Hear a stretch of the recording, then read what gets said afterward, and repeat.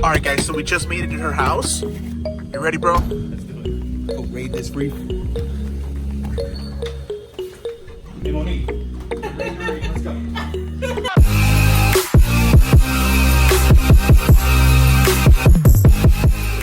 What's up, Reefers? It's Manny and Hector from Untitled Boyz. And guess what we're about to go do? We're about to go raid Monique's tank. She goes by My Saltwater Chronicles. Go check it out. All right, guys, let's go see her reef.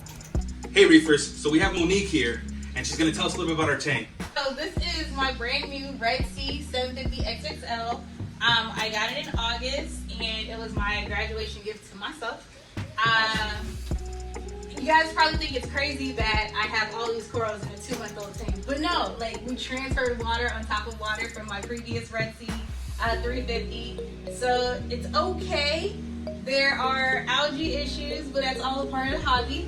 First year, crap happens, but at least the colors are still there. That's cool. So basically what she did was she used a lot of her established water from her previous tank to do what they call an instant cycle. Even some of the rocks are still from the old tank, but we have a lot going on. My little torch island, my elegance, my scully. It's like this tank is heaven to me, basically. I have zoas.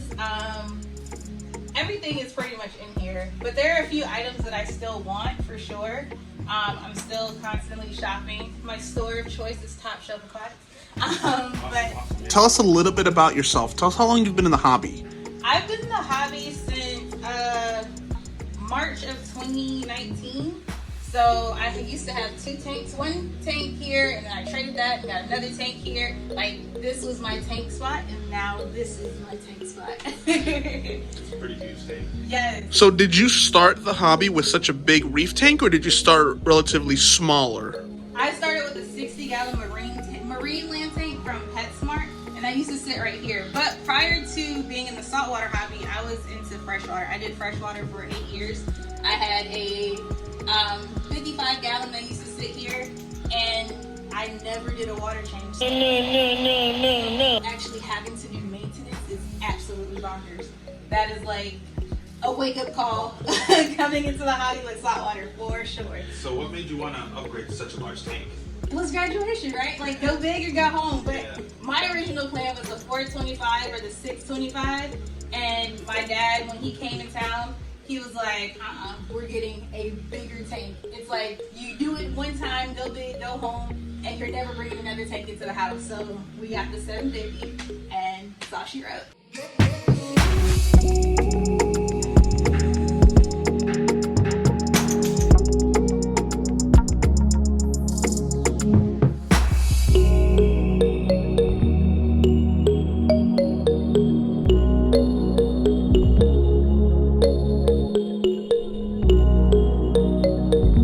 All right, so let's talk a little bit about your livestock.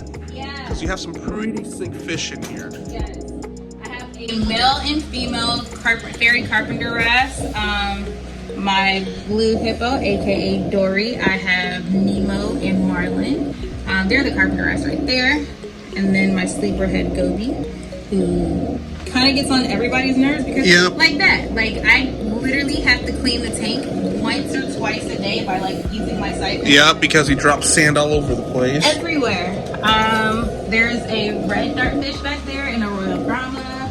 What I tried to do was get everybody from Nemo that was reef safe. Yep. Finding Nemo that was reef safe. Let's see. We have the little goby, rainskirt goby down there. How long have you had the Naso tank?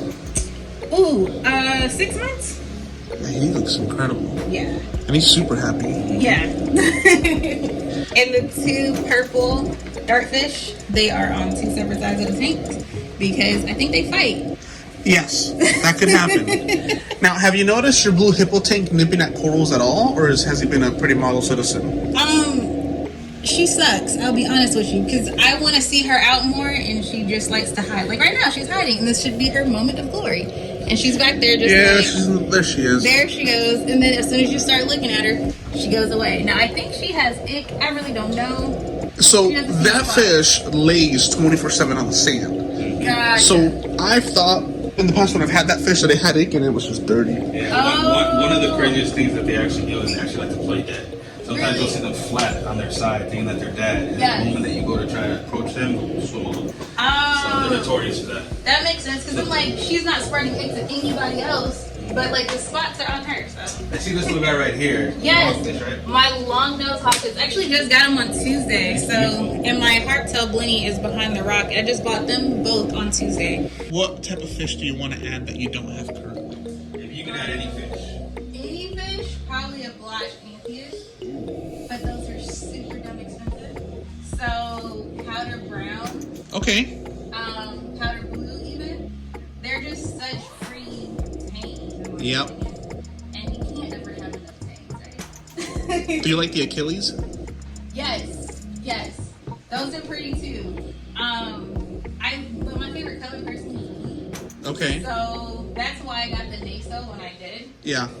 And the sweet lips, the orange, like it's a perfect color.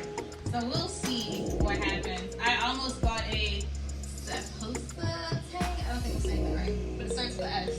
And it's a big algae here. And I was like, man, I like the Naso better. That's but beautiful. I should have got it now that I'm looking like at the algae in the tank. Like I should have got something that was a workhorse and not a beautiful fish. The more prettier, the more beautiful they are, the more lazier they are. That is true. That is completely true. So let's talk a little bit about the maintenance on this tank. How often are you doing water changes? What's the maintenance like on this reef? I'll be completely honest with you. The only thing I do is feed this tank. Top Shelf Aquatics is completely in control of what happens with this tank. Who's your Because, fish guy? Sean. Sean comes out once or twice a month to take care of the tank. But that's it. Like I let him do whatever he needs to do. He feels like the tank needs a water change that week, then that is what it is. All right, guys. So we can't leave today without checking out her A, sticker collection, and B, where she keeps all her reef stuff. So she has a lot of pretty cool things going on. So let's go take a look at that. Oh, and then I got these stickers, right?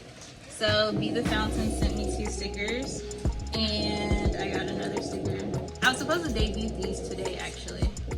And then this is fun. Yeah, Angry Owl Aquariums and Be the Fountain stickers.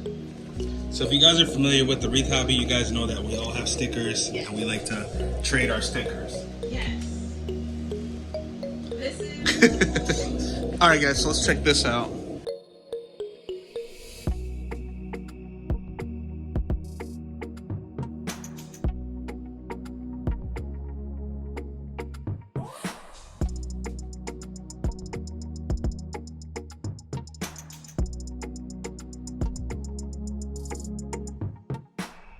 Alright, Reefer, so we hope you enjoyed this episode of Zoa Tank Boys. Don't forget to follow Monique on Instagram. And guys, this tank has officially been rated. Let's go. woo!